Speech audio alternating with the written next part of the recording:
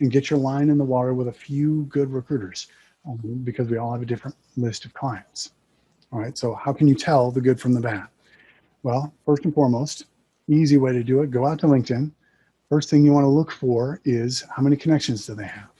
And you can take a look right on their profile. Here's my profile, for example, the 500 connections. You want to look for that 500 plus. If they don't have the 500 plus connections on there, they are not connected well enough for you. And I hate to say that so declaratively, because those who don't, and I know some seasoned recruiters out there who don't, will give you some long-winded reasonings on why they don't. But the fact is, we get paid to make as many friends as we possibly can. And if you've been in this for a long time and you don't have more than 500 connections, you've got a set list of clients that you're farming. And you could expand your territory immensely by making more connections, and your personal database immensely.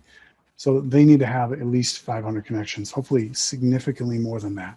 Right now, I'm just over 21,000 direct connections on LinkedIn, first level connections. So you want to look for somebody who's got a lot, and you can tell by their followers when you do look on there. How many followers do they have? That's not the number of connections, but it's close. It'll be within a couple thousand. How many recommendations do they have? Do they have any recommendations on their profile? If they do they have at least 10? If they have less than 10, we work in a very public business, right? And if they've been doing this for a while and they're very well connected, there should be 15, 20 recommendations on their profile. And these are the written recommendations, and I'll show you the difference here on my profile. These are just endorsements. This is people clicked, hey, he's good at that. And it's kind of like a Facebook like, essentially. That's not what I'm talking about. I'm talking about down here where it says recommendations. How many recommendations do they have?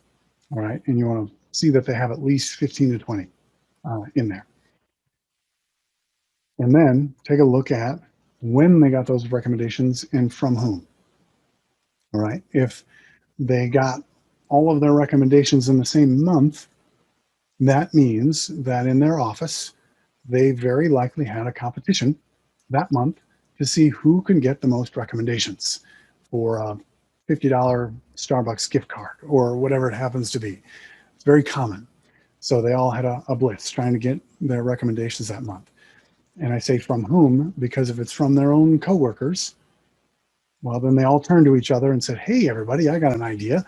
Let's recommend each other on LinkedIn so that people think we're good at this, right? So you kind of want to be aware of that, of when they got them, from whom, and for how long ago, along those lines. Less obvious clues that you're dealing with a good recruiter versus a bad recruiter.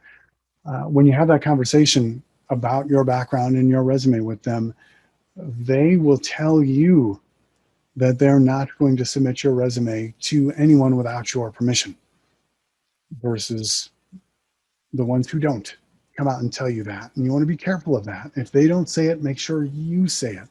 There are, unfortunately, a lot of the bad recruiters that will, blast your resume to all the hiring managers in their inbox saying, hey, I got this great candidate, and if it fits your role, now I'm the owner, right? So you got to pay me a fee because I submitted them to you for your job.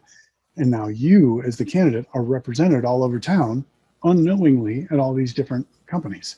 So make sure that the recruiters that you're talking to, and the good ones will come out and tell you this, hey, we're not going to send you anywhere without telling you about it first. But that's important to look for. And then obviously making sure that they can answer questions about the company and the job. If it's actually their firsthand client, they're not going through another recruiting firm who's going through another recruiting firm.